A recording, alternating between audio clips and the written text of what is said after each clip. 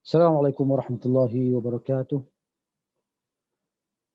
Innal hamdalillah nahmaduhu wa nasta'inuhu wa nastahdihi wa nastaghfiruhu wa na'udzu billahi min shururi anfusina wa sayyiati a'malina may yahdihillahu fala mudilla lahu wa may yudlil fala hadiya lahu. Asyhadu an la ilaha illallah wahdahu la syarika lahu wa asyhadu anna Muhammadan 'abduhu wa rasuluhu sallallahu alaihi wa ala alihi wa sahbihi ajma'in wa ba'd.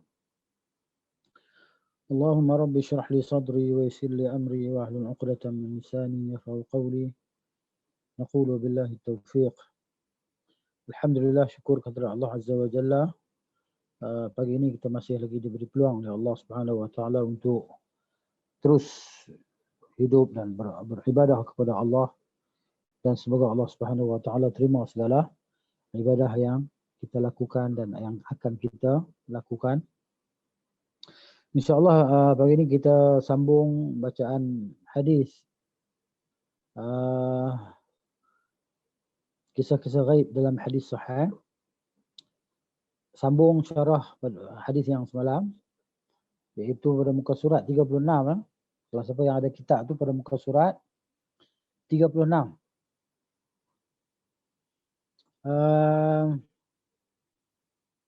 Syarah hadis,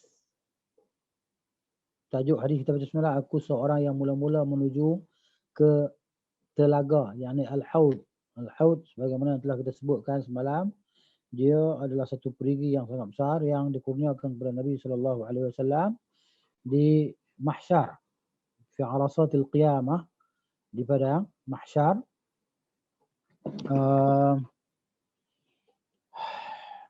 Syarah hadis dia kata hubungan antara Rasulullah sallallahu alaihi wasallam dan para sahabatnya adalah hubungan yang benar-benar kuat dan kukuh. Maknanya itu tak dinafikan lagi. Hubungan dan kecintaan para sahabat radhiyallahu anhum terhadap Nabi sallallahu alaihi wasallam memang tak boleh dipertikaikan, kerana mereka akan mengorbankan, mereka telah mengorbankan harta dan jiwa mereka dan keluarga mereka semata-mata untuk mempertahankan Nabi Muhammad sallallahu alaihi wasallam. Mereka selalu sangat mencintai pertemuan dengan beliau, terlalu merindukan pertemuan dengan Nabi sallallahu. Kalau balik di rumah tu dia tak senang duduk lah, dia tak sabar nak tunggu besok pagi lah. Tak sabar nak tunggu hari esok untuk mendampingi Rasulullah sallallahu alaihi wasallam. Begitulah dia kecintaan para sahabat pada Nabi sallallahu, dan begitu merindukan majlis bersama dengan Rasulullah sallallahu alaihi wasallam. Beliau telah berjanji kepada para pendengarnya, kepada para sahabat yang mendengarkannya, bahkan kepada sebahagian mereka lebih daripada sekali. Dia pernah cerita dekat sahabat-sahabat, kepada sebahagian sahabat-sahabat juga, kepada semua sahabat lebih daripada sekali, bahawa beliau sallallahu alaihi wasallam akan menunggu mereka di dekat telaganya, iaitu dekat haudnya di hari kiamat, di mahsyar lah. Belum masuk syurga, ni cerita sebelum masuk syurga. Adapun dah masuk syurga tu adalah yang diberikan kepada Nabi, inna a'tainakal kautsar, tu kami berikan kepada engkau al-kautsar, nahrun, sebatang sungai. Itu sungai, ini perigi, okay? Al-haud, haud ni mana perigi, ataupun kolam. Jadi beliau akan menunggu mereka di telaganya, di padang luas pada hari kiamat. Maksud di mahsyar, tempat berkumpul manusia.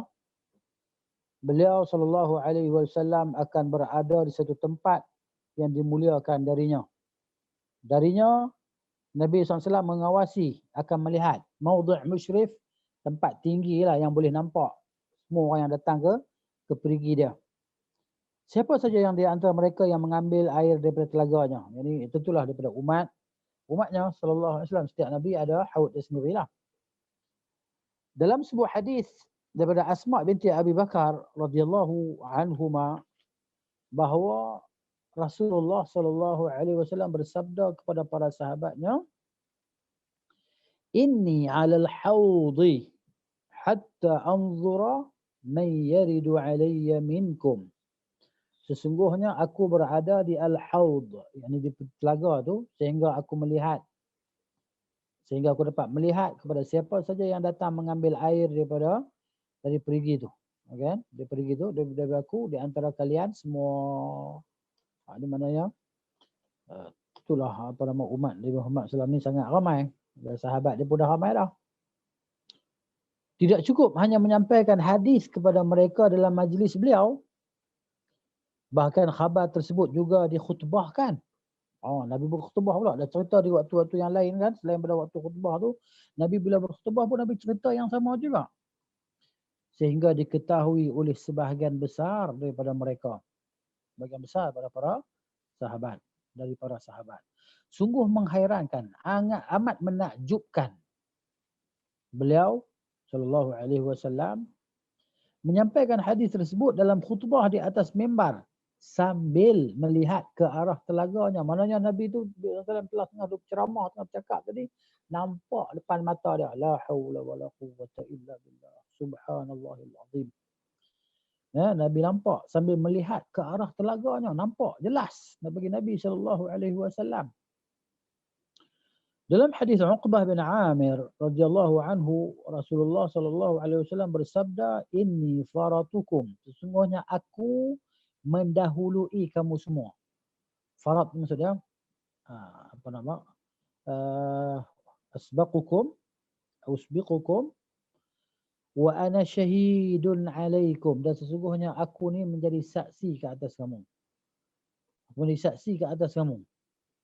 Wa inni wallahi, dan sesungguhnya aku, Nabi kata,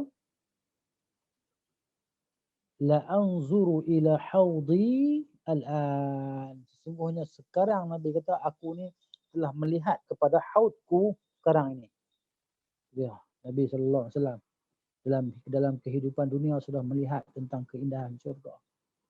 Kan, seseorang kalau dapat melihat sesuatu yang menyebabkan jiwa dia tadi rasa rindu, rasa teringin yang amat sangat. Dia terkenangkan sesuatu yang dinampak di hadapan mata dia, tapi dia tak sampai lagi tempat tu, dia akan berusaha bersungguh-sungguh lah. Contohnya kita orang yang sedang berperjalanan di satu kawasan padang pasir umpamanya, kita buat contoh, jalan dalam keadaan kita ni dahaga ataupun kita lapar, air dah tak ada. Bila kita berjalan-jalan kita nampak ujung sana sayup-sayup, nampak macam rupa tasik ataupun wadi, ya, tempat yang berair kan, kita nampak macam tu. Jadi kita dalam keadaan berjalan ni kita rasa macam mana? Tadi rasa letih kan, sekarang kita rasa bersemangat. Kita kalau nak lari cepat-cepat, nak sampai ke tempat yang berair tadi. Ataupun di bawah sebuah pokok yang berbuah. Kita tengok pokok buah ni, kita lapar ni. Kita nampak pokok buah tu, maka kita akan berusaha. Kita tak pedulilah, kita tak toleh kiri dan tak toleh kanan dah. Kita tidak menoleh kiri. Ya. Ustaz minta maaf, nak tanya muka surat berapa tadi? Saya tak perasan. Sebab ada 36. Okey, baik. Terima kasih. Sekarang 37.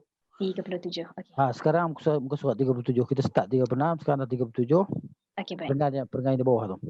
Baik. Okey, terima kasih.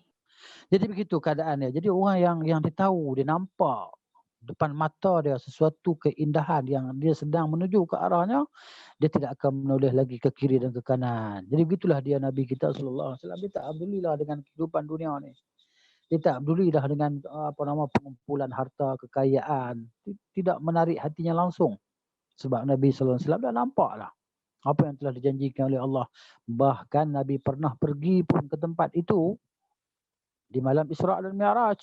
Nabi pernah pergi ke syurga.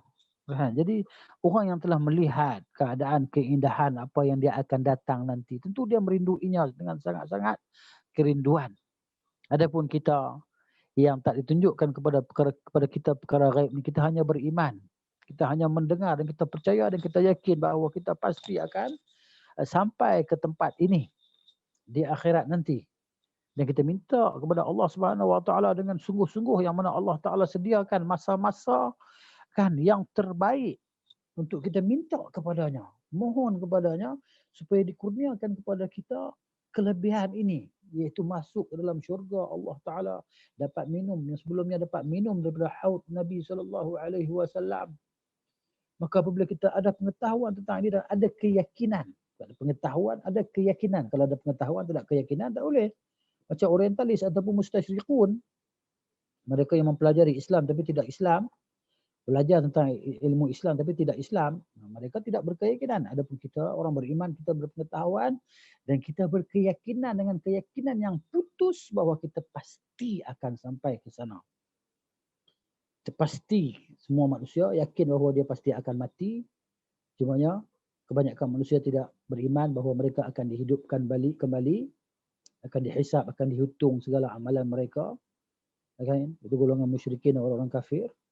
Adapun orang-orang yang beriman pada Allah Subhanahu Wa Taala, mereka amat yakin bahawa mereka akan dihidupkan kembali, kemudian akan dihisab, dihitung segala amalan mereka.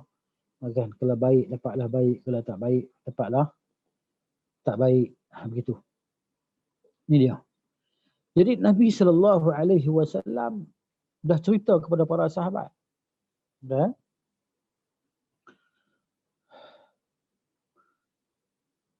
Beliau SAW menyampaikan hal itu kepada para sahabat untuk menghimbau, yakni mengingatkan mereka agar selalu istiqamah.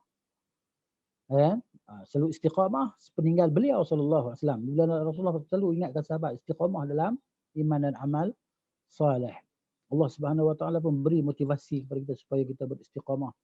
Innal ladzina qalu rabbuna Allah, sesungguhnya orang yang berkata Tuhan kami adalah Allah, thumma istaqamu, kemudian mereka beristiqamah. Thumma istaqamu, kemudian mereka beristiqamah di atas iman dan amal salih.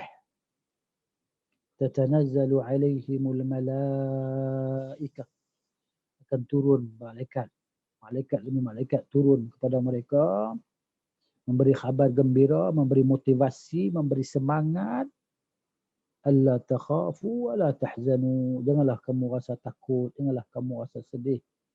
Wa abshiru, maka bergembiralah kamu semua, bil jannati allati kuntum tu'adun, dengan syurga yang telah kamu dijanjikan dengannya.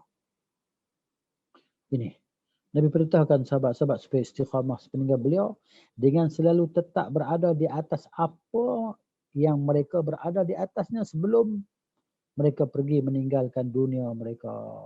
Disuruh kita tadi maknanya berpegang kepada Al-Quran, beramal dengan Al-Quran, memahami Al-Quran sebagaimana yang telah difahamkan oleh Nabi SAW kepada para sahabatnya.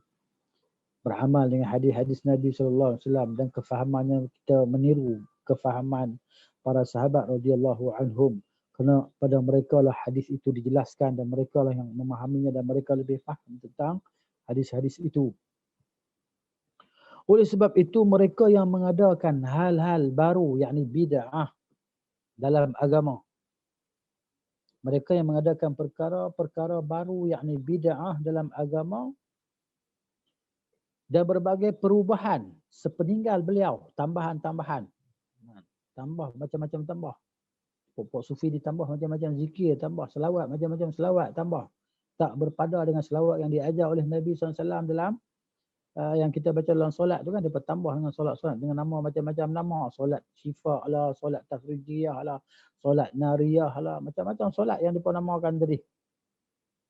Ma anzalallahu biha min sultan, yang Allah tidak turunkan dalil tentangnya. Jadi tidak akan mendapat kemuliaan. Mereka yang melakukan perkara-perkara bid'ah itu tidak akan mendapat kemuliaan berupa perjumpaan dengan beliau di makam tersebut, di keadaan makam ni tempat tersebut lah. Mereka tak ada, ahli bid'ah tak akan dapat bertemu dengan Nabi SAW. Mereka yang mendakwa bahawa mereka boleh bertemu dengan Nabi SAW di dunia secara yaqadhah, puak-puak ni hakikatnya mereka tidak akan dapat bertemu dengan Nabi SAW, kan, di mahsyar nanti, di haud Nabi. Bahkan mereka secara pastinya mereka tidak akan dapat minum daripada haud Nabi SAW bin nas, dengan nas yang disebutkan oleh Nabi SAW. Dan rugi lah, rugi. Sungguh merugi mereka yang mengadakan perkara-perkara bid'ah tadi kan. Juga tidak akan diberikan izin kepadanya untuk ikut minum dari air telaga itu. Di mana orang yang minum airnya sekali, maka dia tidak akan dahaga untuk selama-lamanya. Tak akan dahaga untuk selama-lamanya. Sekali minumnya. Subhanallah. Macam mana kita nak bayangkan? Ya. Kita ni berada di hari yang kita menahan lapar, menahan dahaga. Kita tahan dahaga. Tapi sekarang ni musim-musim tak panas ni kuranglah sikitnya. Alhamdulillah.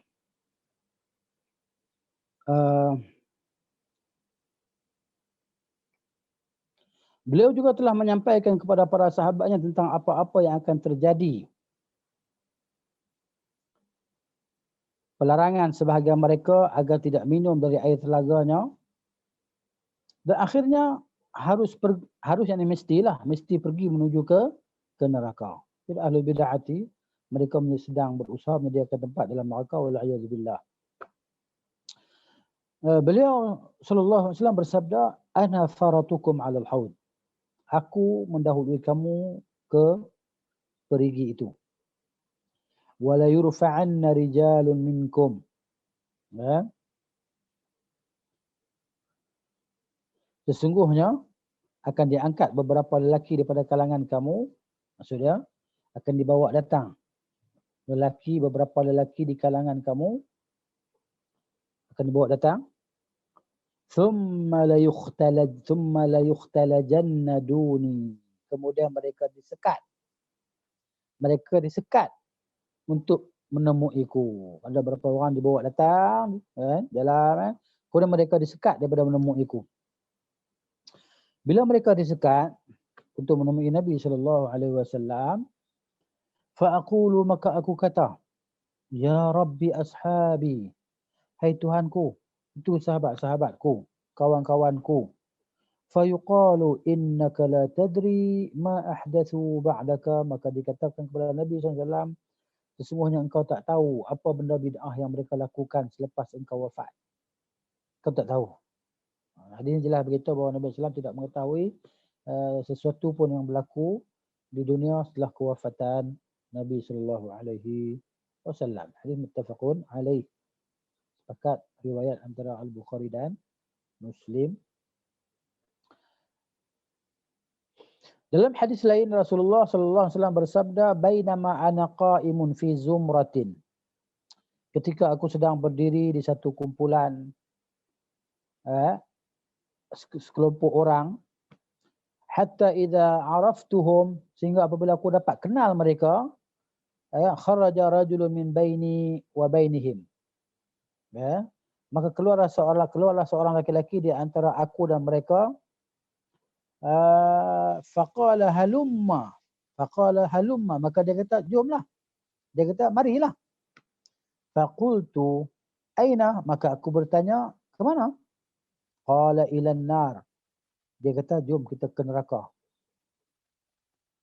Wallahi, qultu, demi Allah aku berkata, wa ma sya'nuhum, apa cerita tentang orang tu, tentang mereka? Qala innahum irtaddu ba'daka, kata seseorang tadi, ini malaikat lah, seorang tadi adalah malaikat. Dia kata sesungguhnya mereka telah jadi murtad selepas engkau. Ala adbarihim qahqara, mereka telah berpatah balik, jadi murtad selepas peninggalan kamu, selepas kamu wafat. Qahqara ni maksudnya berundur ke belakang, berpaling, berundur ke belakang. Thumma idza zumratun, kemudian tiba-tiba aku melihat sekelompok orang pula, kan? Hatta idza araftuhum, sehingga apabila aku kenal mereka, kharaja rajulun min baini wa bainihim, tiba-tiba keluar seorang laki-laki di antara yang menghalang di antara aku dan mereka, yakni malaikat lah. Faqala halumma, maka dia kata jom. Qultu aina, aku bertanya ke mana? Qala ilan nar, dia kata ke neraka. Wallahi qultu, demi Allah, Nabi kata aku pun berkata, ma sya'nuhum, apakah keadaan mereka ni? Qala innahum irtaddu ba'daka, sesungguhnya kata malaikat tadi, mereka telah murtad selepas engkau, ini selepas engkau wafat. ala adbarihim al-qahqara. Mereka murtad dan berpaling ke belakang. Fala urahu yakhlusu minhum illa mislu hamalin na'am. Ya. Kemudian sehingga tidak diperlihatkan kepada aku orang-orang di antara mereka yang terselamat kecuali dalam jumlah yang sangat sedikit, sebagaikan sekelompok ternak yang dibebas pada malam hari. Maksud sekelompok unta yang dibebaskan yang terlepas, bukan dibebas, yang terlepas pada malam hari. Jadi maknanya yang sedikit yang terselamat yang dapat balik, yang banyaknya tak dapat balik lah. Begitu. Hilang pada waktu malam. Kemudian juga telah disampaikan oleh Rasulullah sallallahu alaihi wasallam bahawa penyebab terbesar yang kerananya mereka diharamkan minum air di telaga Al-Haud tu kan, adalah dia kata perlumbaan, permusuhan dan persaingan dalam hal keduniaan. Mereka hanya mementingkan keduniaan, berlumba-lumba, maknanya merebut, mencari harta kekayaan. Dah kaya nak kaya lagi, saling bersaing, persaingan.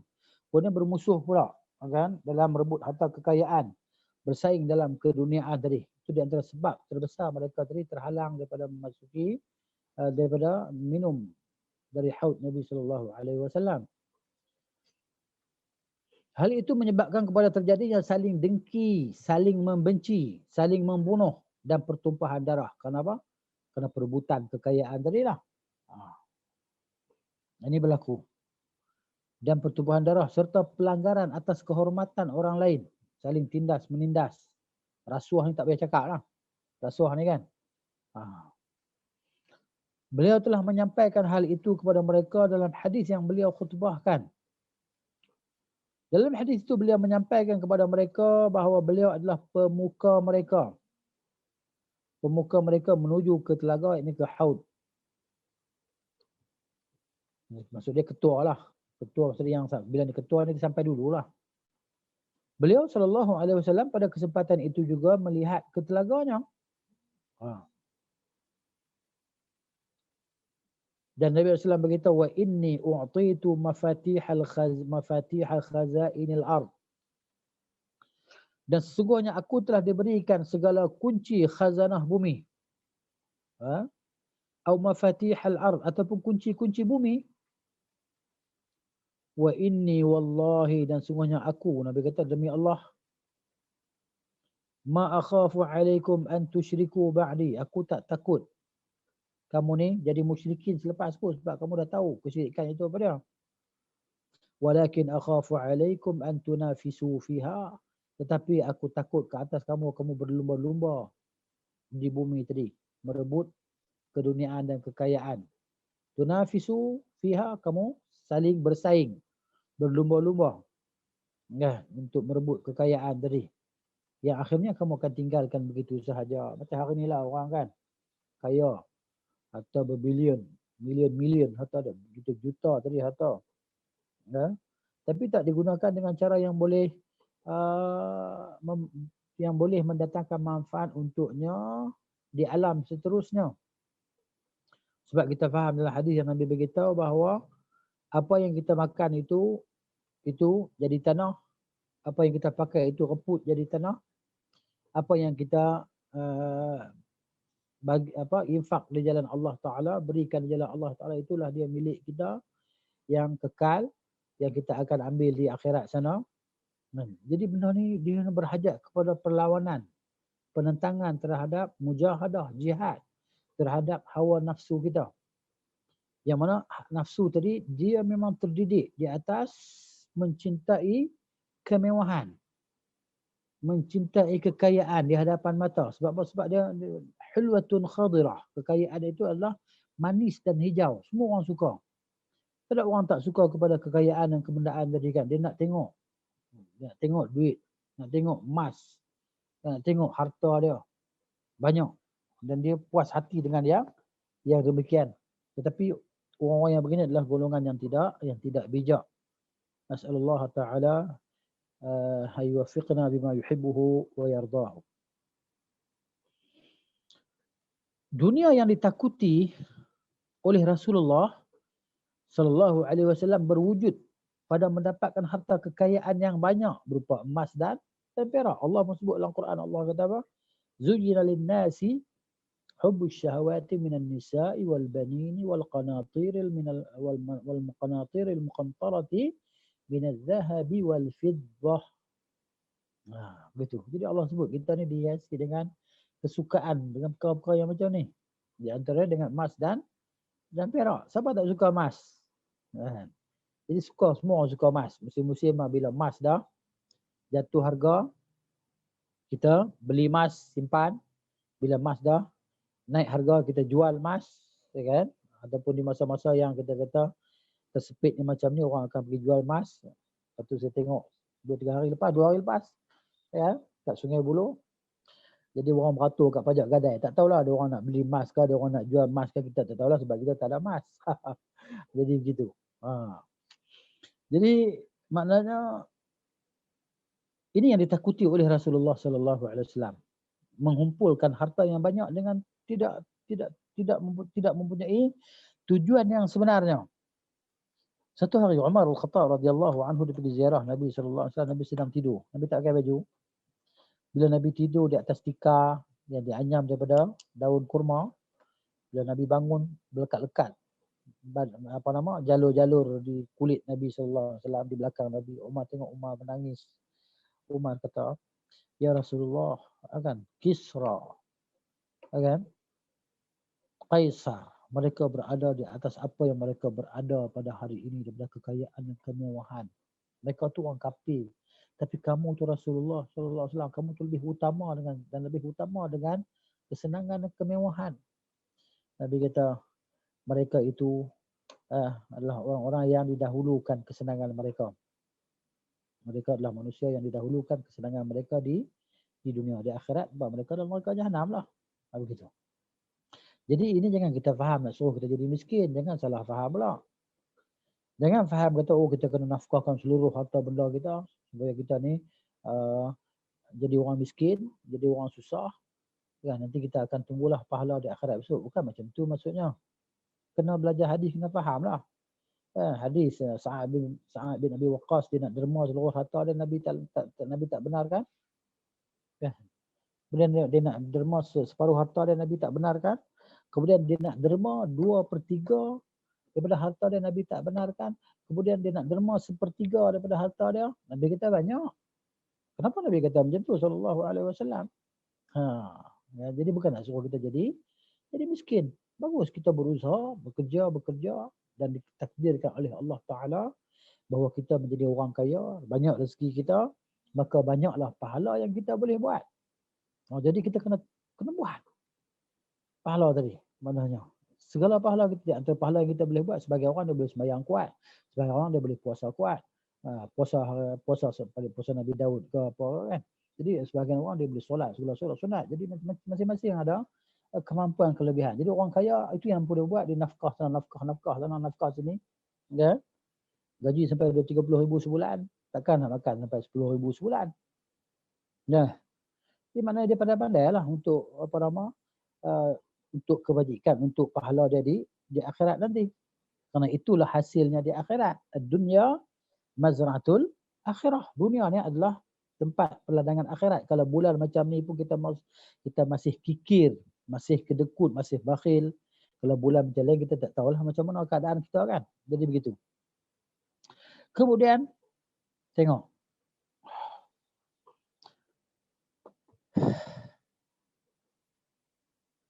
Dunia yang ditakuti oleh Rasulullah sallallahu alaihi wasallam berwujud pada mendapatkan harta kekayaan yang banyak berupa emas dan perak. Tercapainya sesuatu kedudukan dan kekuasaan memerintah atas manusia. Orang berebut kuasa kan. Kuasa. Bila dia ada kuasa, dia boleh dapat mudah dapat duit lah. Boleh mudah kumpul duit. Macam-macam projek dia boleh sambar. Sebab tu dunia sekarang ni amat jarang dan mungkin boleh kita kata tak ada kot. Yang menjadi presiden atau yang menjadi Perdana Menteri miskin. Ya kan? Hampir tak ada kot zaman sekarang. Yang jadi Perdana Menteri dan dia tak ada projek apa. Begitu. Yang menjadi ketua negara, dia tak ada apa-apa. Hampir tak ada lah. Boleh kata tak ada lah. Dan memperbanyak tanaman. Nak kekuasaan. Bagi orang dia nak kekuasaan. Ya. Lepas tu minat untuk jadi pemimpin. Dia tak tahu pemimpin, bila jadi pemimpin tu menjadi musibah bagi dia. Dan memperbanyak tanam-tanaman. Sebagai orang dia suka kepada kebun, ladang. Dia suka himpun kebun, dusun. Ada duit beli dusun sana, beli dusun sini. Sampai 30-40 ekar, 5 ekar, 50 ekar tanah dia, 100 ekar tanah dia. Ada kebun getah, kebun sawit dan sebagainya. Dia suka memperbanyakkan tanam-tanaman tadi. Dan sebagainya kenderaan. Dia suka himpunkan kenderaan. Di rumah dia tu susun 5-6 buah kenderaan yang baru-baru. Kenderaan yang terbaru. Bila keluar kenderaan baru pula, dia jual ni, dia ambil baru pula. Itu minat dia. Dan istana-istana. Istana-istana yang indah-indah, yang tinggi-tinggi tadi kan. Sana ada istana dia, sini ada istana dia. Ini yang ditakuti oleh Nabi SAW tentang musabaqah dalam keduniaan. Rasulullah SAW merasa khawatir jika itu sampai terjadi terhadap para sahabat beliau ketika mereka berada di atas keimanan dan kebaikan. Nabi takut bimbang. Nabi bimbang dengan kekayaan ini kepada para sahabat. Maka sesungguhnya rasa khawatir atas orang-orang sepeninggal mereka adalah sesuatu yang lebih wajar. Ya. Jadi Nabi SAW ni bimbang tak tahu orang yang dia akan tinggalkan. Sahabat-sahabat yang dia akan tinggalkan tadi. Kita sentiasa memohon kepada Allah agar sudi kiranya Allah menganugerahkan kepada kita istiqamah. Kita minta kepada Allah supaya Allah kurniakan kepada kita, kurniakan kepada kita istiqamah. Istiqamah ni berterusan di atas perintahnya dengan segala kurnia dan kemuliaannya. Juga agar diberikan kepada kita, diizinkan kita untuk minum daripada haud ataupun telaga Nabi SAW dan tidak diadakan penghalang antara kita dan dirinya SAW. Maknanya bukan semua orang yang dapat minum daripada perigi Nabi SAW. Ada orang yang akan terhalang tadi kan, diusir, akan diusir daripada perigi Nabi SAW, yang mana yang pengusiran itu mereka dapat minum daripada perigi tersebut. Kita lihat pula ibrah, pengajaran atau faedah dan hukum-hukum yang dapat diambil daripada hadis ini. Yang pertamanya daripada ibrahnya, pengajaran, Rasulullah SAW akan menunggu semua sahabat dan umatnya di sisi telaga beliau pada hari kiamat. Barang siapa di atas istiqamah, di atas agamanya, sebagaimana yang dikehendaki oleh Allah dan Rasulnya SAW, maka dia akan diizinkan minum dari telaga itu dengan sekali minum. Dan setelahnya dia tidak akan dahaga untuk selama-lamanya. Yang keduanya, mereka yang melakukan perubahan dan mengganti, menukar daripada kalangan para sahabat SAW dan umat beliau, sepeninggal beliau, mereka akan dicegah untuk mengambil air dan minum daripada telaga itu. Contohnya puak-puak ahli riddah kan, yang mereka murtad keluar daripada agama tadi. Itulah, jadi kafir lah. Walaupun mereka pernah menjadi sahabat Nabi SAW. Dia pernah bayar zakat masa Nabi hidup, masa Nabi wafat mereka tak nak bayar zakat lagi. Mereka jadi kafir, diperangi oleh Abu Bakar Siddiq radhiyallahu anhum. Mereka yang mengadakan, yang keduanya mereka yang mengadakan penggantian dan perubahan daripada kalangan para sahabat Rasulullah SAW dan umat beliau sepeninggal beliau, yang ini melakukan perkara-perkara bid'ah dalam agama. Maksudnya, maka mereka akan dicegah untuk mengambil air dan minum daripada telaga itu. Yang ketiganya, wajib beriman kepada telaga ataupun haud yang diberikan oleh Allah kepada Rasulnya SAW, sebagaimana yang diberitakan oleh sejumlah hadis. Hadis-hadisnya adalah mutawatir. Hadisnya bersifat mutawatir. Ramai sangat sahabat-sahabat yang meriwayatkan hadis itu. Dan telah diriwayatkan daripada para sahabat lebih daripada 30 orang. Ramai tu yang mendengar hadis ini. Di antara mereka lebih daripada 20 orang yang di dalam Sahih Al-Bukhari dan Muslim, dan disepakati kebakuannya oleh kalangan salaf dan ahli sunnah dari kalangan salaf, khalaf. Khalaf ni yang datang kemudian, salaf ni generasi awal.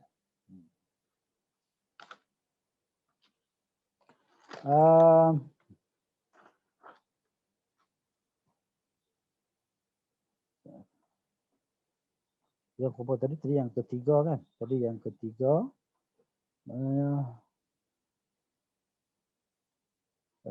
ijma' wa ijma' ala isbatihi. Maksudnya saya nak cari perkataan kebakuan ni disepakati di atas isbat, pendapat kebakuan ni penetapan lah, ketetapannya baku. Dia isbat ala wa ajma' ala isbatihi as-salaf wa ahli sunnah ma'al minal khalaf. Jadi orang dulu dan orang sekarang mana semua sepakat di atas hadis yang ini yang bersifat mutawatir. Yang keempatnya, telaga itu berada sebelum meniti titian, yang as-sirat lah, sebelum kita melintas neraka jahanam. Di atas as-sirat tadi kan, di atas as-sirat.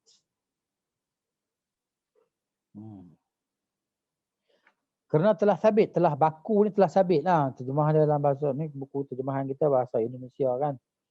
Jadi maknanya dalam bahasa kita dia panggil, dalam bahasa Arab dia panggil sabit, telah tetap. Kerana telah tetap dalam sejumlah hadis bahawa sebahagian orang-orang yang mengambil air dipisahkan antara mereka dan keluarga, dan telaga, maaf. Maknanya tak sempat ambil air pun, tak sempat mengambil air pun. Kita di sini la'annahu sabata fil hadis anna ba'dhan minal ladzina yuridunahu.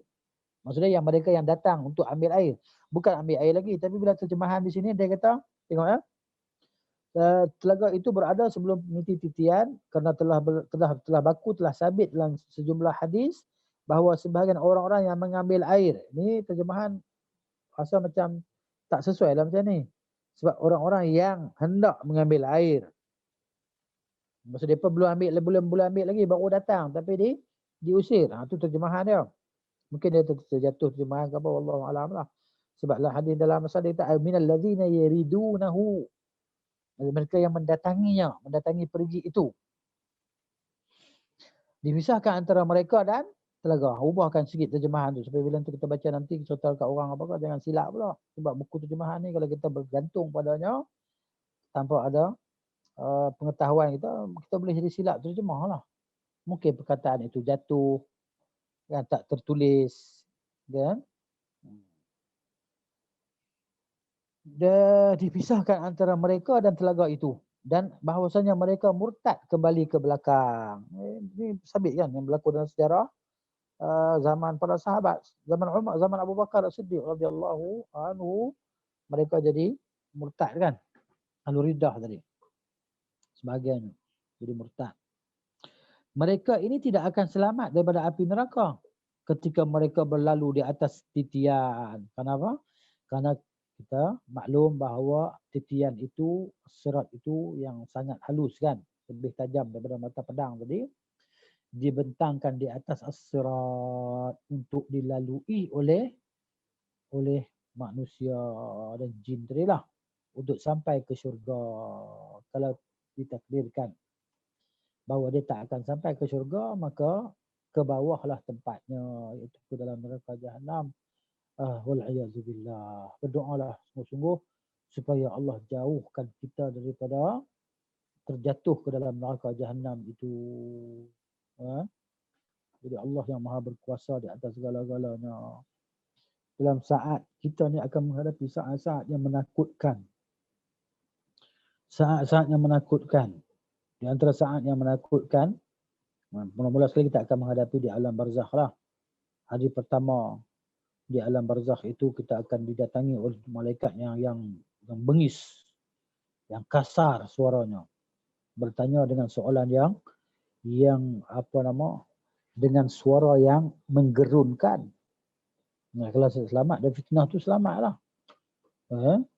Kemudian di mahsyar nanti pula, ketika nak meniti as-sirat, tak boleh larilah kita. Sebab tu Umar radhiyallahu anhu apabila dia terkenang kan macam ni, dia kata apa? Ya laita Umar lam talid Umar. Alangkah baiknya ibu Umar tidak melahirkan Umar. Dia takut, bimbang sampai begitu sekali. Itu orang yang Nabi SAW janji dia tu ahli syurga. Nabi janji dia tu tak akan masuk neraka, tak akan disentuh oleh api neraka. Nabi dah janji, Allah Ta'ala dah beritahu, dah janji dah. Orang macam tu pun dia begitu takut, dia begitu bimbang. Ya laita Umar lam talid ummu Umar. Ya. Lam talid Umar, lam talid Umar, apa nama? Ummu, lam talid ummu Umar. Ya. Umar. Maka baiknya kalau ibu Umar tidak melahirkan Umar. Begitu juga. Ya. Jadi mana Umar tadi dia duduk fikir-fikir, dia kata kalau lah Allah Ta'ala kata orang semua masuk syurga kecuali seorang yang masuk neraka, Umar kata akulah orang tu kot. Dia kata sebab itu sekali kebimbangan dia. Kita ni adakah kita bimbang macam tu? Bila kita baca ayat Quran contoh sampai neraka, contoh pasal neraka, kita kata tak kisah, aku tak masuk macam tu. Tak ada rasa gerun, tak ada rasa takut kan bila kita baca ayat-ayat Al-Quran tu kan. Tadarus ke apa ke, ulang kaji baca Al-Quran tadi sampai pada ayat-ayat neraka, ayat-ayat azab. Kita lalu kan, murur al-kirami, lalu macam tu saja. Tanpa ada penghayatan, tanpa ada beringat. Sahabat ni baca satu ayat, lepas wukuf satu ayat. Apa? Baca satu ayat, maknanya tadabbur dulu. Barulah langkah ayat seterusnya. Nak boleh faham. Kalau rasa tak boleh faham lagi, kan? Dia ulang lagi sekali nak faham ayat ni. Contoh apa ni? Kalau dia tak boleh nak menjiwainya, dia ulang lagi sekali. Tapi dah lama sangat tak boleh nak menjiwai juga, dia teruknya aku dia. Dia kata sungguh teruknya aku ni. Ya, jadi kita ni macam mana dengan keadaan para sahabat radhiyallahu anhum ataupun generasi awal, kan? Bila selalu tentang ayat-ayat cerita pasal azab, cerita pasal neraka ni, kita tak ada rasa ke tersentuh hati kita, tak bergetar ke jiwa kita tadi kan? Getar juga. Kan macam kena sentuhan karan, bateri. Hati kita tadi kan, bila sampai pada ayat-ayat siksa Tuhan tadi kan, kita duk berasa macam mana? Adakah kita rasa bahawa aku tak termasuk, aku bukan di kalangan ahli neraka, aku orang puasa, aku orang solat, aku banyak sedekah, aku kan. Jadi begitu. Dan kita tak tahu kehendak Allah Ta'ala tu macam mana. Sebab tu kita kena ada harapan yang menggunung terhadap Tuhan kita. Kita kena ada harapan yang menggunung terhadap Tuhan kita supaya dia pelihara kita dunia dan akhirat. Dia pelihara kita dalam kehidupan dunia. Dia jauhkan kita daripada kesilapan dan keburukan yang berat-berat ni kan. Tak kata kita nak bebas daripada keburukan, taklah. Nak bebas daripada dosa, taklah. Tapi kita minta lah kepada Allah tu supaya Allah telah pelihara kita, jaga kita. Ya. Jadi gitu dianjurkan kita berzikir, berdoa, zikir pagi petang tu kan.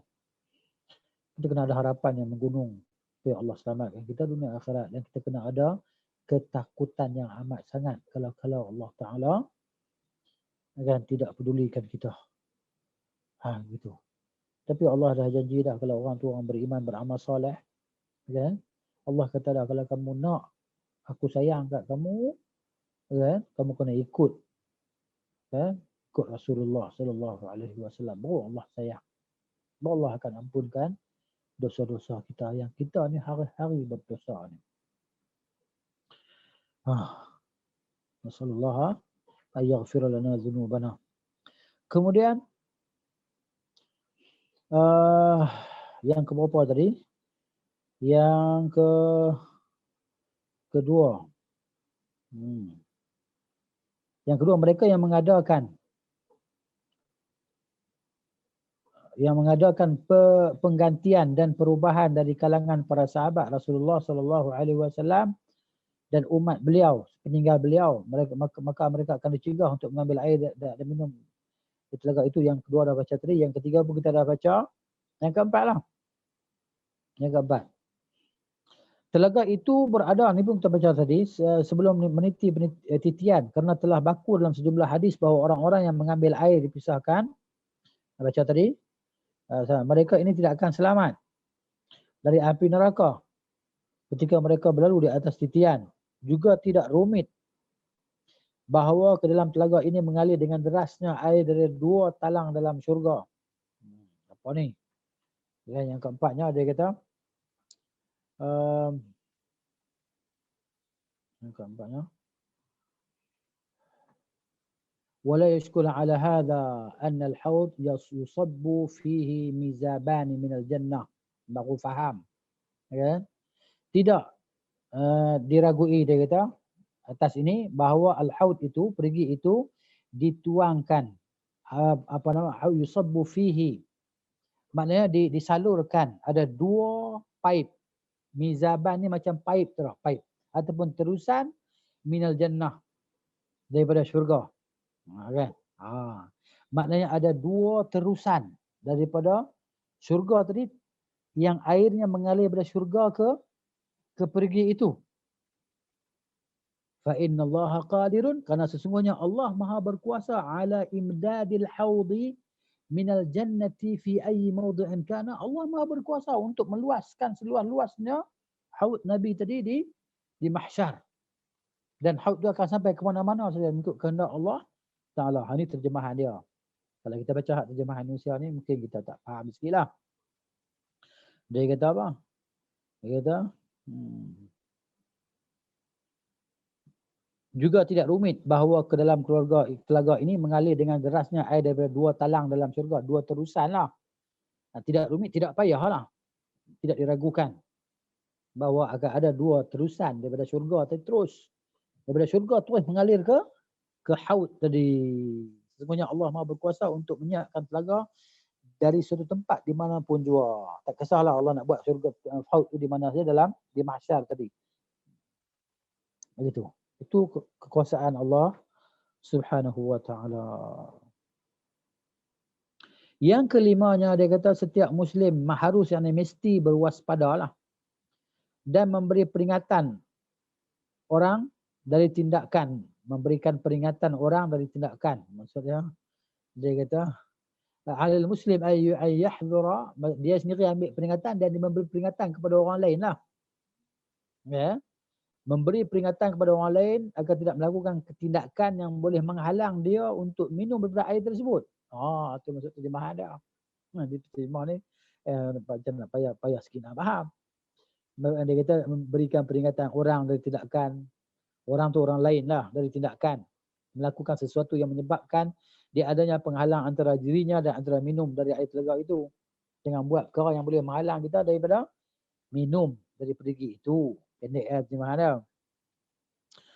Rasulullah SAW telah memberikan peringatan kepada para sahabatnya lebih daripada sekali.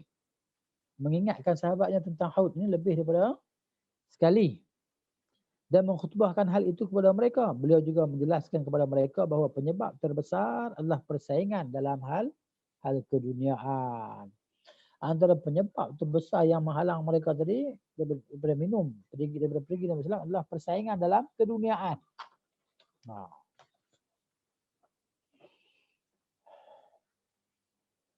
Yang keenamnya, Rasulullah SAW melihat telaga itu dengan mata kepala beliau ketika masih di dunia.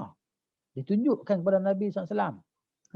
Dia kata manusia saja dengan pesawat televisi mampu menyaksikan tempat dan peristiwa yang ada di belahan dunia yang paling jauh. Dia kata. Ya. Maksudnya pakai apa? Satelit lah. Satelit. Pesawat televisi ni satelit lah. Satelit kan. Satelit yang di atas sana. Kita boleh tengok kutub utara, boleh tengok kutub selatan, boleh tengok macam-macam lah panorama dunia ni kan. Di sebelah mana-mana belahan dunia kita boleh tengok keindahan kan. Kecantikan dunia tadi. Kalau macam tu pun ini cerita dunia. Itulah semuanya mudah bagi Allah Subhanahu wa ta'ala dibentangkan kepada Nabi SAW. Ditunjukkan kepada Nabi SAW dan Nabi nampak dengan jelas out itu. Maka apakah Allah tak boleh menunjukkan kepada Rasulnya telaga dan syurganya ketika beliau sedang duduk di antara para sahabatnya? Radhiyallahu anhum. Yang ketujuhnya, orang-orang yang minum daripada telaga adalah orang-orang yang tetap istiqamah di atas agama ini. Hingga mereka bertemu dengan Rabb mereka.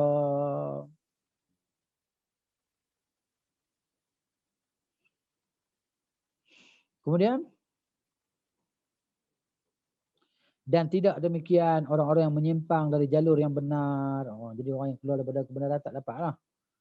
Oleh sebab itu sebahagian para sahabat Rasulullah SAW dicegah untuk minum dari air telaga kerana mereka telah mengada-ngada sesuatu yang baru dan mengadakan perubahan sepeninggal beliau. Jika ini untuk para sahabat Rasulullah SAW, maka selain mereka tentu lebih sewajarnya dilarang minum daripada air telaga itu. Adakah di kalangan sahabat? Wallahu a'lam. Bantah Nabi tu Zu al-Khuwaisirah tu bantah Nabi juga. Dia kata, hai Muhammad, berlaku adil lah. Ini pembahagian ini tidak menghendaki wajah Allah. Maka hendaklah kamu berlaku adil, hai Muhammad. Dia kata dekat Nabi SAW, Zu al-Khuwaisirah ni. Ini kepala pokok Khawarij ni. Dah zahir di hadapan Nabi SAW, di hadapan ataupun di zaman Nabi SAW.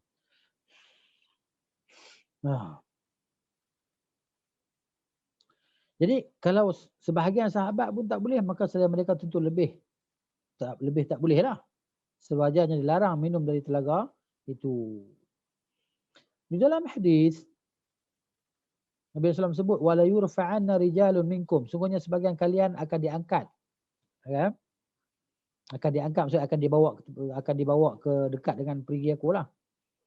Thumma la yukhtalajanna duni, kemudian mereka akan dipisahkan. Dipisahkan bukan maksudnya sepeninggalku. Dia kata bukan sepeninggalku, maksudnya depa yukhtalajanna maksud mereka disekat. Nantilah di mahsyar nanti mereka akan disekat. Antara aku dan mereka tadi ada sekatan, tak boleh nak mari kat aku. Maka fa'khulu, diterjemahkan mereka dipisahkan sepeninggal aku kan. Jadi terjemahan ni tak berapa nak molek lah. Kurang molek lah. Ya. Yang benar sebab apa? Kalau kita faham setelah Nabi wafat lah. Jadi macam mana nak faham tu? Maksud dia, kefahamannya betul adalah kemudian mereka ditarik. Dijauhkan daripada aku. Di mahsyar ni contoh. Fa'aqulu, maka aku kata, ya Rabbi ashabi. Hai Tuhanku, itulah kawan-kawanku. Fayuqalu, maka dikatakan kepada Nabi SAW, innaka la tadri ma ahdathu ba'daka, sesungguhnya engkau tak tahu apa yang mereka adakan selepas engkau tak tahu. Sedangkan pada hadis diriwayatkan Muslim adalah sebagai berikut. Wala unazi'anna aqwaman thumma la ughlibanna alaihim. La ughlabanna. Ya, la ughlabanna alaihim.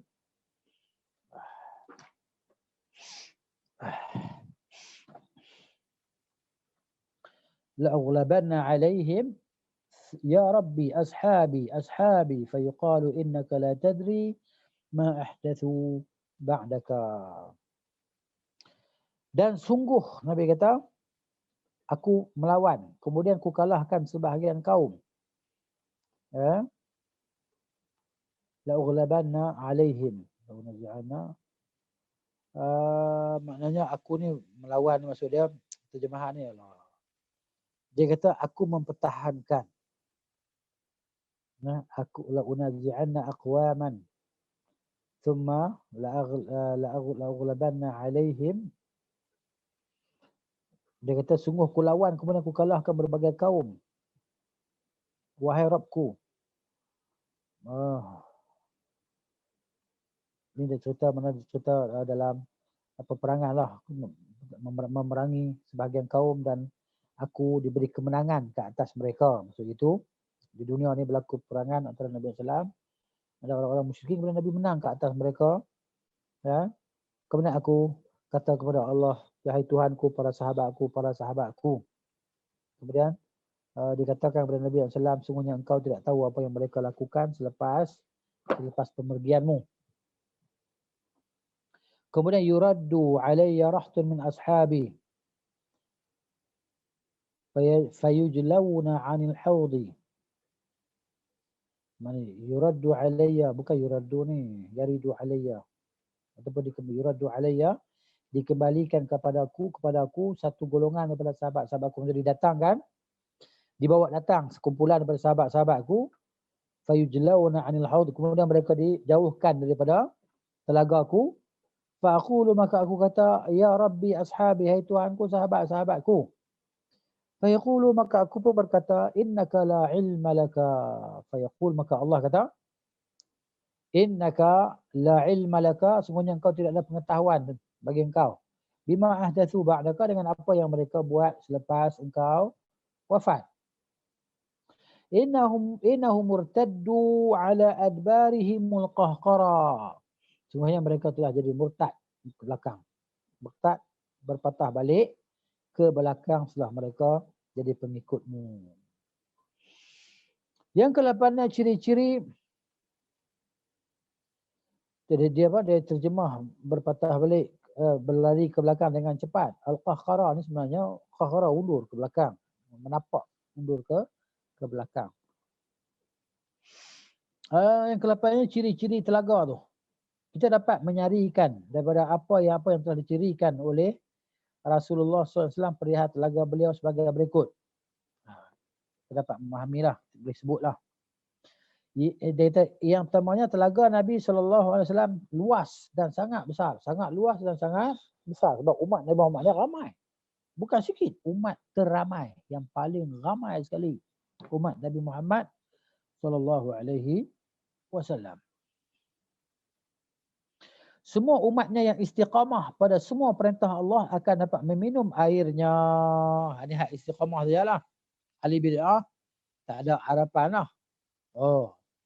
Bagaimana mereka tidak bertaubat daripada bid'ah yang mereka kerjakan. Sebab tu ustaz-ustaz duk cerita, duk sebut jangan buat bid'ah kan. Tapi hak jenis bangsa ustaz ni jugalah yang duk pergi melawan balik. Melawan balik dia kata kan. Ini bid'ah hasanah tak apa. Bukan semua bid'ah tu dolalah kan. Jadi apa hak Nabi tak buat, tak sepatutnya kita tak boleh buat. Nabi tak buat kerana Nabi sibuk, Nabi tak sempat. Jadi kita sempat, kita buatlah. Senang dia cakap macam tu. Tanpa pendetilan melalui kefahaman yang sebenar. Maka mereka itu baluna, mereka itu sesat, wa mudillun, dan mereka menyesatkan umat. Jadi itulah dia kan. Ini du'atu ala abwabi jahannam. Du'atun ala abwabi jahannam. Ustaz-ustaz yang menyeru ke pintu neraka jahannam ni, ustaz-ustaz yang mengajak kepada pekerjaan bid'ah dalam agama. Mereka berusaha defend. Kan? Nak buat bid'ah ni kan. Macam-macam lah. Itulah dia. Kita bimbang. Tengok. Sedangkan jumlah mereka sangat banyak. Oleh sebab itu telaga itu sangat luas. Sejak daripada zaman Nabi SAW sampai yang terakhir mati. Di hari kiamat ramai lah kan. Jadi kita mohonlah kepada Allah Ta'ala, mintalah kepada Allah Ta'ala dengan sesungguh-sungguhnya bahawa kita ni termasuk di kalangan orang yang dapat minum daripada haud Nabi SAW. Allahumma amin. Oleh sebab itu telaga itu sangat luas agar sesuai dengan jumlah umat beliau yang sangat besar. Rasul kita telah menunjukkan kepada kita bahawa telaga beliau berbentuk bujur sangkar. Bujur sangkar. Setiap di sisinya sepanjang perjalanan 1 bulan. Sisi dia sepanjang perjalanan sebulan. Dalam hadis disebutkan, haudi masiratu syahrin wa zawayahu sawa'un. Luas telagaku sejarak perjalanan dalam sebulan dan semua sisinya sama panjang. Maknanya segi 4 tu lah. Bukan bujur sangkar dia kata. Segi 4 lah. Sama. Hak ni sama dengan hak ni sama. Ni sama ni. Macam tu. Setiap sisinya perjalanan, sepanjang perjalanan satu bulan. Nabi tak beritahu lah berjalan dengan apa. Makna kondisinya sama adalah bahawa panjang dan lebarnya sama.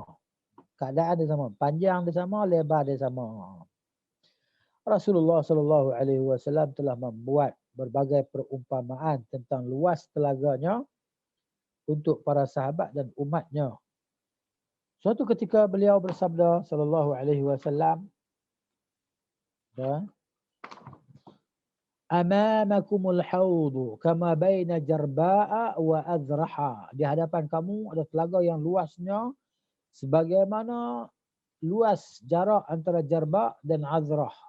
Saya pun tak tahu berapa kilometer jarak di antara dua tempat ni. Kan? Luas tu. Dalam hadis beliau bersabda, "Inna qadra hawdi kama baina Ailah wa San'a min al-Yaman." Itu dia Sesungguhnya luas telagaku sebagaimana jarak antara Ailah, satu tempat di Hijaz, Tanah Arab kan, dan San'a di Yaman. Punyalah jauh. Ya? Dalam hadis ketiga beliau bersabda, "Inna 'ardahu kama baina Ailah ila al-Juhfah." Sesungguhnya luasnya sebagaimana jarak antara Ailah dan Juhfah. Nak kata macam mana? Jarak yang sangat luas lah. Dalam hadis keempat, beliau ditanya tentang luas telaganya, maka beliau bersabda, "Min maqami ila Umman." Itu dia Daripada tempat duduk Nabi SAW di Madinah sampai ke Oman. Beliau menyebutkan jarak ini untuk menjelaskan sejauh mana luasnya anggaran. Beliau menggambarkannya dengan hal-hal yang nyata supaya kita boleh faham lah. Nak cerita kata jaraknya begitu jauh. Bukan setepatnya begitu sebab Nabi sebut dalam keadaan yang berbeza kan. Sedangkan hal yang detail belum disebutkan dalam hadis tersebut bahawa telaga beliau sejauh jarak tempuh perjalanan sebulan. Itu yang detailnya pastinya. Kan? Perjalanan sebulan. Selain itu sisi-sisinya sama kan. Sama, 4 sama lah. Yang keduanya bagus airnya. Macam mana rupa air tadi.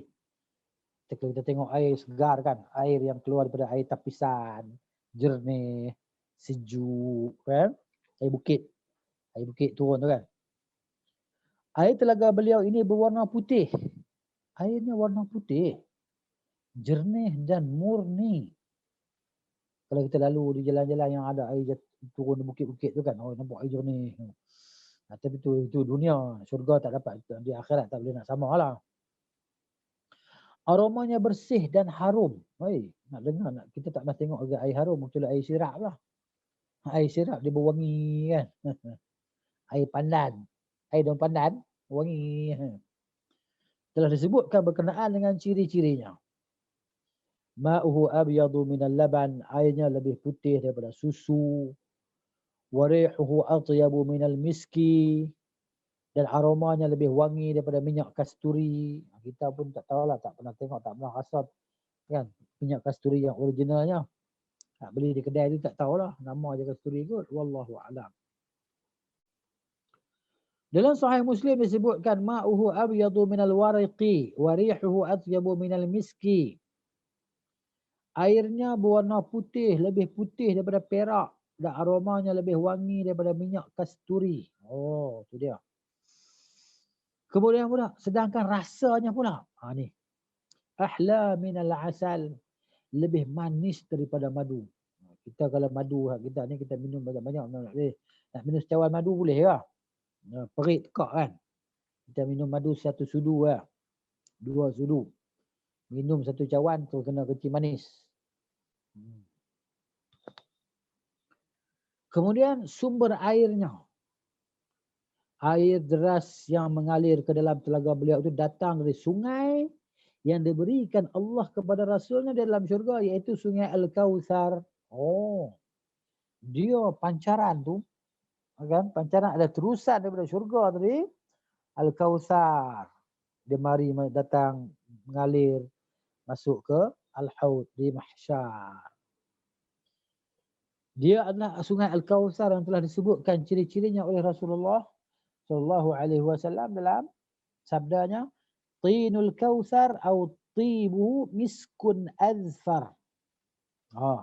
Aroma sungai Al-Kawthar adalah minyak kasturi, bau kasturi yang sangat nyata keharumannya. Wangi sangat. Ini sesuai dengan aroma air telaga beliau tersebut dalam sejumlah hadis di atas. Juga ada penjelasan dalam sejumlah hadis tentang sumber air telaga adalah Al-Kawthar, di antaranya yashkhabu fihi mizabani minal jannati. Memancar dalamnya 2 saluran, 2 terusan daripada syurga masuk ke haud. Beliau bersabda dalam hadis lain, yaghuttu fihi mizabani yamuddanihi minal jannati. Ahaduhuma minal dhahab wal akharu minal fiddah. Serta 2 saluran yang memberikan air daripada syurga. Salah satunya saluran daripada emas dan salah satunya saluran daripada perak. Dua buah saluran dari syurga itu mengalirkan air ke dalamnya. Sekalipun banyak orang minum darinya, maka tidak akan berkurang air itu. Dua saluran air itu selalu menggelegakkan air dengan derasnya. Bukan menggelegak. Gelegak panas lah. Memancarkan air dengan derasnya ke dalamnya. Sehingga tidak berkurang dan tidak akan habis. Banyak bijana yang tempatnya banyak bijana bekas yang digunakan oleh orang-orang yang minum air darinya. Iaitu orang-orang yang datang mengambil air telaga dari kalangan orang-orang beriman. Yang tidak ada orang yang sanggup menghitung jumlah mereka melainkan zat yang telah menciptakan mereka Jalla wa'ala. Oleh sebab itu Allah subhanahu wa ta'ala menyediakan bagi mereka bijana-bijana bekas-bekas yang lebih daripada jumlah bintang-bintang yang ada di langit. Yang boleh disaksikan oleh mata di kegelapan malam. Jumlah bekas-bekas tu banyak sangat. Kan minum air pakai cedok kan? Cedok. Bekas tu banyak lah. Maka dalam hadis disebut kizanuhu ka'adadi nujumis sama'i. Piala-pialanya, gelas-gelasnya seperti jumlah bintang-bintang di langit. Banyak sangat.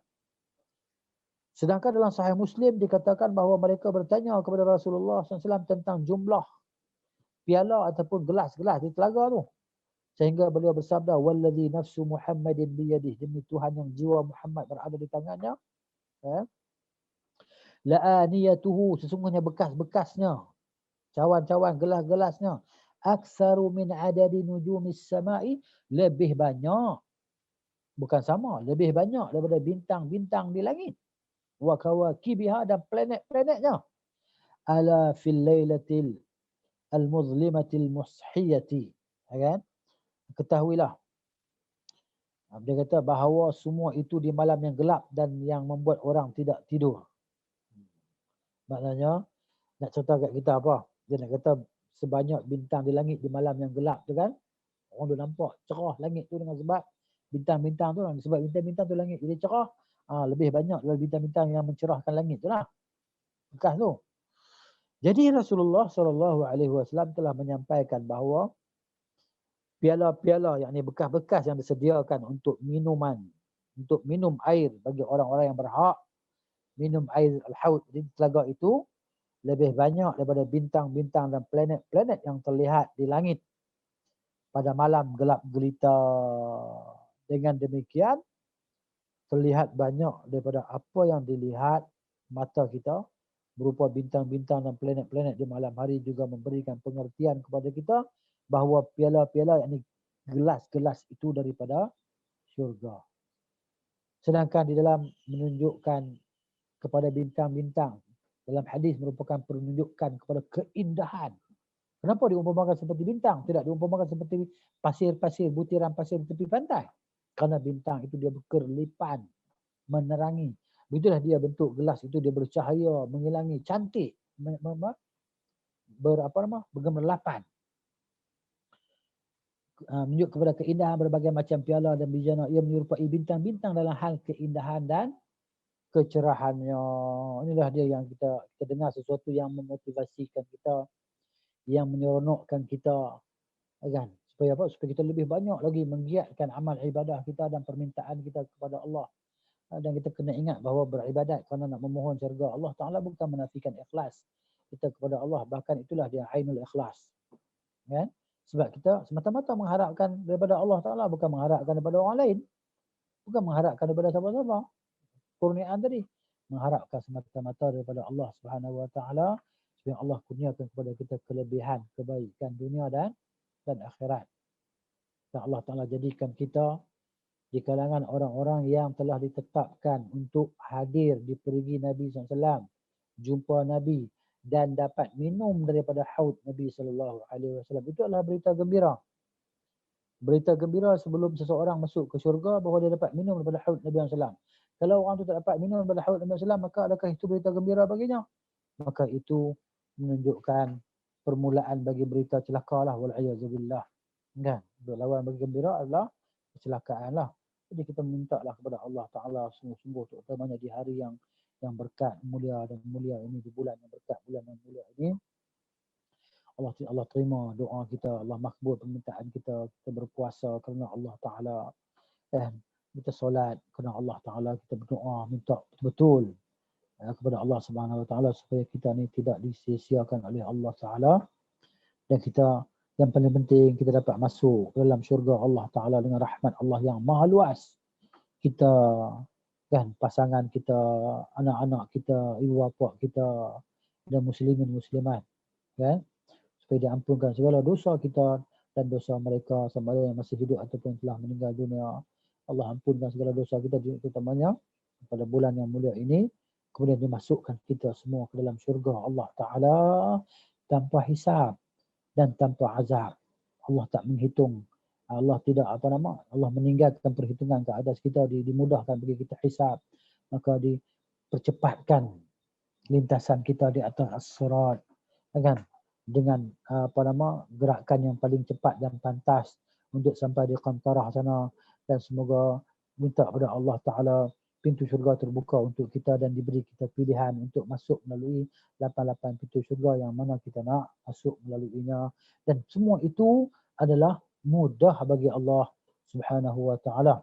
Inna dzalika 'ala Allahi yasir. Jangan kata aku tak boleh dah, tak ada harapan dah. Jangan kata macam tu. Selama mana kita hidup di atas muka bumi ini dan Allah beri kepada kita kesedaran dan petunjuk, taufik, maka kita berusaha minta kepada Allah. Ini kita hanya boleh minta kepada Allah saja. Kita nak buat tak boleh. Sebab kita tak boleh masuk syurga dengan amalan-amalan yang kita buat. Kita hanya dapat masuk syurga dengan rahmat, belas kasihan Allah Ta'ala yang Allah berikan kepada hamba-hambanya yang tertentu, dan kita mahu mengetahui, kita mengetahui, sangat mengetahui bahawa belas kasihan Allah Ta'ala ini amat luas dan yang dia berikan rahmatnya, belas kasihannya kepada siapa yang dia kehendaki di kalangan hamba-hambanya. Innahu waliyyu dzalika wa huwa ala kulli syai'in qadir. Jadi begitulah dia, kita sampai di akhirnya. Semoga dapat manfaat apa yang kita baca dan kita dengar. Untuk yang membaca, yang bercakap dan yang mendengar kan, semoga kita semua dirahmati oleh Allah Subhanahu Wa Ta'ala. Cukuplah sampai waktu ini. Ada soalan pada? Tak ada soalan Ustaz. Dekat Tak ada YouTube pun soalan. tak ada. Tak ada soalan. Okey, tak ada soalan, tak apa. Kita berhentilah di sini ya.